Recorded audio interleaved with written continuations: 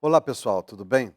Temos o prazer de receber na aula de hoje a professora doutora Kate Mello, doutora em Educação pela PUC-Rio, trabalha e estuda o campo de tecnologias digitais, de comunicação e informação e exerce a docência no Instituto Superior de Educação do Rio de Janeiro. Também trabalha na Secretaria Municipal de Educação do município de Duque de Caxias, Rio de Janeiro, com formação continuada e o tema de tecnologias educacionais. Olá, professora Kate, seja muito bem-vinda, é um prazer recebê-la em nossa aula. Obrigada, Eric. Eu que agradeço esse convite. É muito bom estar aqui para bater um papo com você e também com os alunos da pós-graduação em Educação Digital da Univesp, que também são meus alunos, porque somos colegas, também sou professora autora em outras disciplinas. Muito bom estar aqui para conversar sobre esse assunto, com essa pauta que você desenhou tão bem para a gente. Muito obrigado, professora Kate.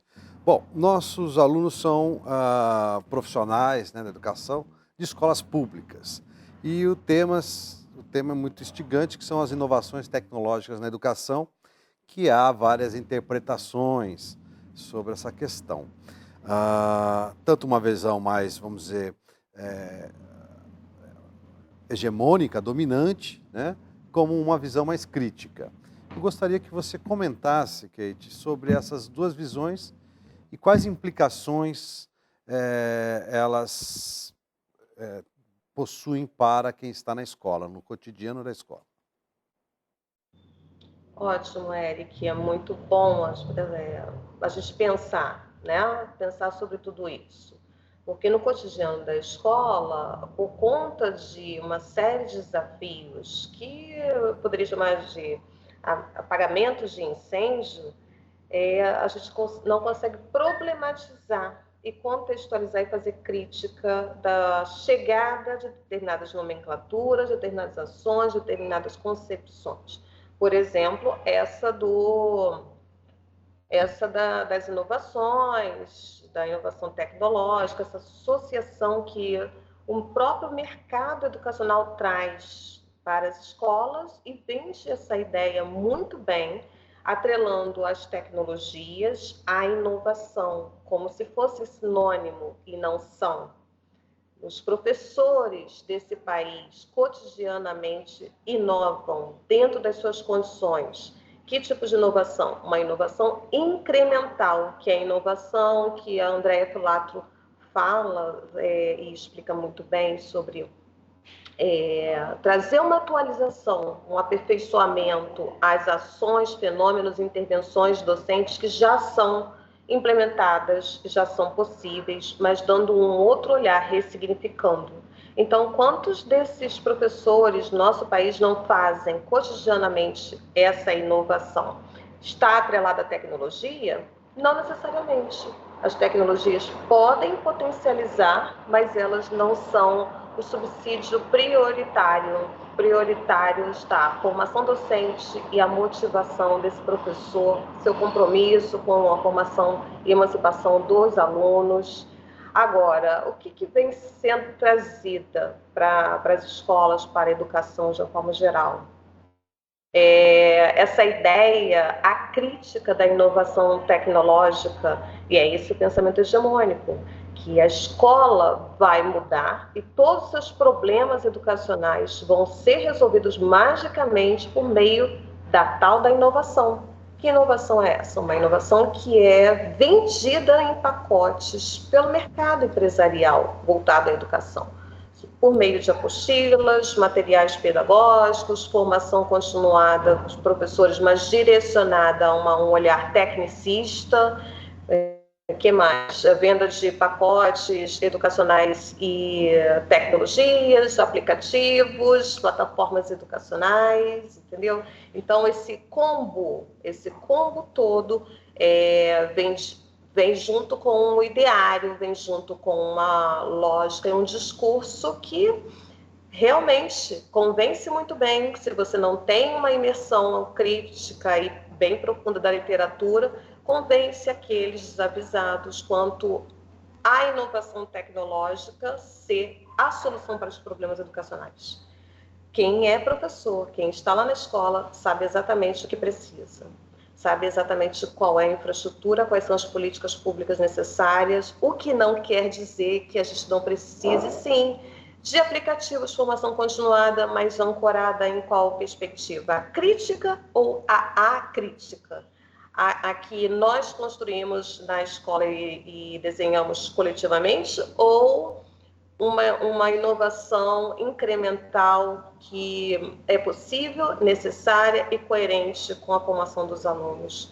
Então, a gente precisa sentar e desconstruir primeiro o que vem de cima. A gente aceita assim passivamente, ou a gente problematiza, situa o que pode valer a pena, o que não vale a pena, e localiza em que medida é pertinente aos planejamentos educacionais do cotidiano da escola. Muito bem, professora Kate. A literatura especializada, que trata sobre inovações tecnológicas, tece críticas ao determinismo tecnológico. O que seria esse determinismo tecnológico e como a escola e os gestores podem discutir ou até mesmo superar o determinismo tecnológico nas escolas? Perfeito, Eric. Perfeito. Continuando até o que eu falei antes sobre sentar e tecer a crítica. E isso passa pelo projeto político-pedagógico, isso passa pela necessidade de se planejar coletivamente. Determinismo tecnológico seria uma metáfora cesseante que até o Nelson Preto e a Karina Menezes tratam muito bem no texto deles, sentido sobre as TICs, tá? Muito bem explicado ali essa ideia, que é a noção de que eu preciso obrigatoriamente adotar as tecnologias porque as crianças, os alunos estão imersos nelas, mas assim, estão imersos, a cultura digital está aí, eu preciso adotar porque eu sou obrigada. É uma metáfora cesseante, porque é um determinismo, mas sem fazer a crítica.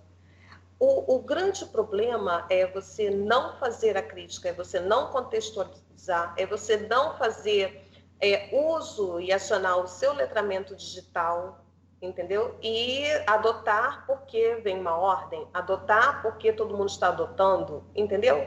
Cair nos modismos.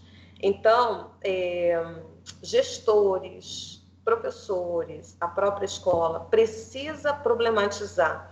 Quando ela problematiza elas, né? Quando esses sujeitos problematizam por que nós vamos adotar, como é que a cultura está se constituindo? E eu estou falando da cultura digital, porque nós estamos no mundo físico e nós estamos também habitando essa cultura digital que está mudando o comportamento, está mudando a forma como a gente se relaciona, trabalha, estuda, não é?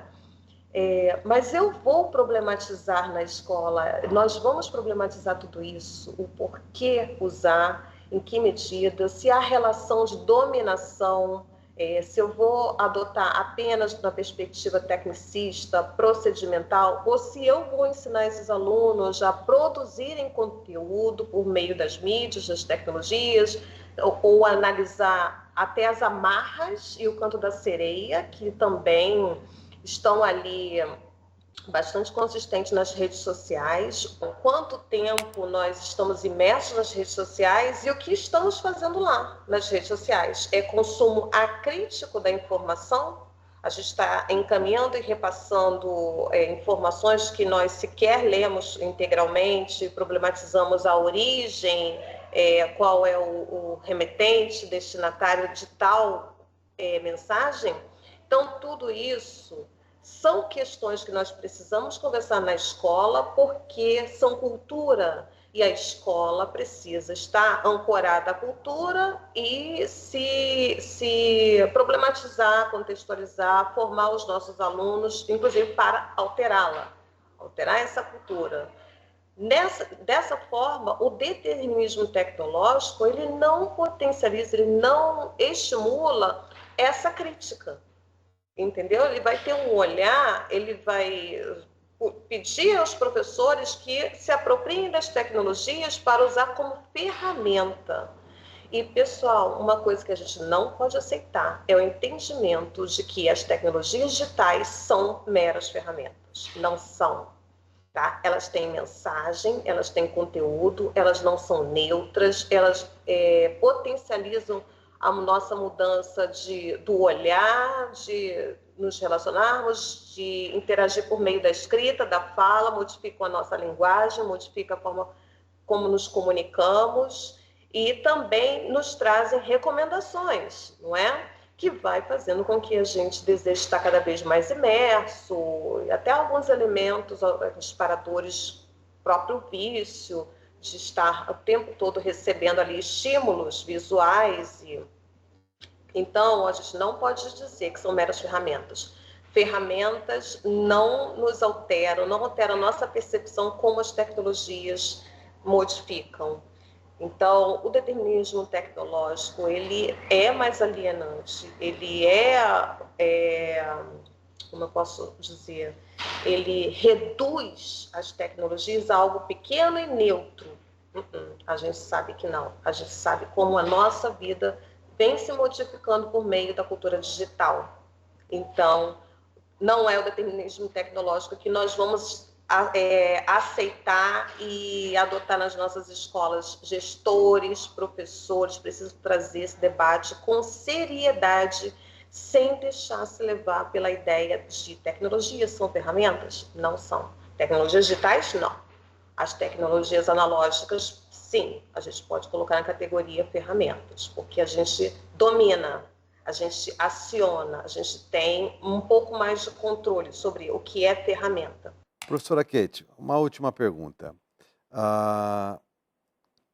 Qual é o risco de nós, a partir dessa visão acrítica, né, de assumir o determinismo tecnológico, reduzirmos as relações pedagógicas e humanas dentro da escola?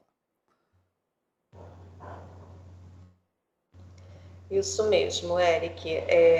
O risco de aceitação do determinismo tecnológico é exatamente nos tornar passivos, entendeu? E também como sujeitos que foram dominados por uma ideia, por uma massa, por determinado projeto educacional que é a desconstrução da crítica e da emancipação intelectual dos sujeitos. Então, eu tenho percebido esse risco, eu tenho percebido o discurso no mercado educacional, eu e todo mundo, né? Eu acho que vocês vêm analisando isso também. Eu acredito, espero que esteja já analisando isso nas suas escolas, professores e gestores. Há um canto da sereia, associando tecnologias, inovação, qualidade. Então, quanto mais tecnologias e quanto mais tecnologia recente, mais atualizado você mais poder você detém. Tá? Então, todas as ideias elas estão atreladas e isso é muito arriscado. Precisamos desconstruir.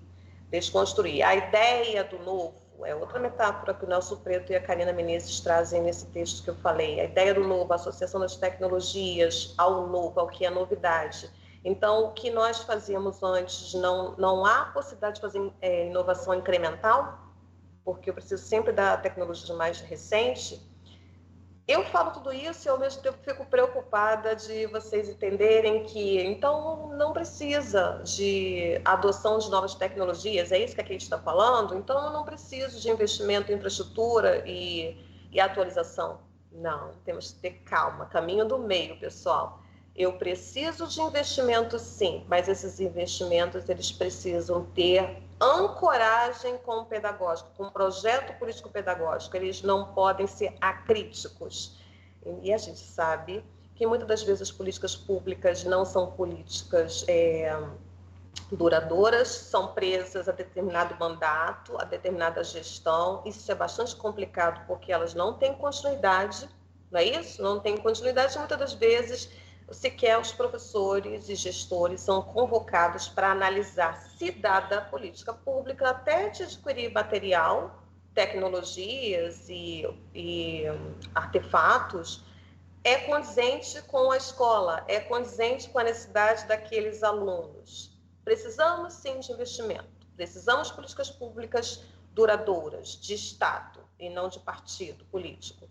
Mas tudo isso passa pela análise crítica e da não aceitação desse determinismo tecnológico.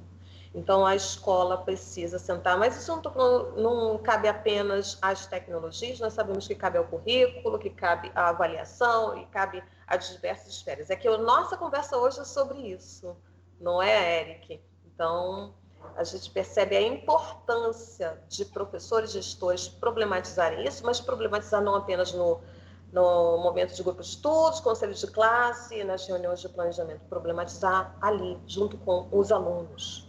Tá? Nossos alunos precisam ser formados para fazer a crítica. De onde vem essa tecnologia? Foi criado com qual objetivo? Foi criado para a educação? Ou a educação está adotando, fazendo algum tipo de gambiarra pedagógica, que nós somos mestres nisso, os professores da educação básica? Eu falo nós porque eu estou no ensino superior e estou na educação básica também, estou nos dois segmentos. Então, né? Um campo, um segmento alimenta o outro, retroalimenta. Então, acho que passa por aí. O risco é de nos tornarmos passivos e sermos dominados por uma intencionalidade que não é a educacional, que vai ser a empresarial. E a gente não pode permitir, porque nós temos potência, nós temos criatividade, os professores são criativos, os gestores são criativos. A gente precisa de apoio, a gente precisa de infraestrutura, precisa de políticas públicas sérias, que não sejam eleitoreiras. Vocês compreendem, né, o que a gente está falando aqui. Com certeza, professora. Professora Keiti Mello, muito obrigado. Chegamos ao final, nosso tempo se esgotou. E então eu queria agradecer em nome dos alunos a sua presença e pela colaboração e também a socialização aí dos seus conhecimentos. Muito obrigado. Muito obrigada, Eric. Eu que agradeço o convite. É uma ótima oportunidade de conversar com vocês um pouco mais, além das minhas videoaulas. E é sempre mais interessante quando a gente bate esse papo, né? Essa interação, dois professores que estão construindo o curso junto e com um olhar comprometido com a formação de professores e gestores. Isso é muito bom. Essa conversa interdisciplinar entre os professores e autores mostra para vocês a importância desse planejamento interdisciplinar, que é o que deve acontecer na escola. Muito obrigada, eu agradeço bastante, professor. É isso aí, muito obrigado, Keiti. Bom, alunos, encerramos por aqui e nos vemos na próxima semana. Um grande abraço a todos e a todas.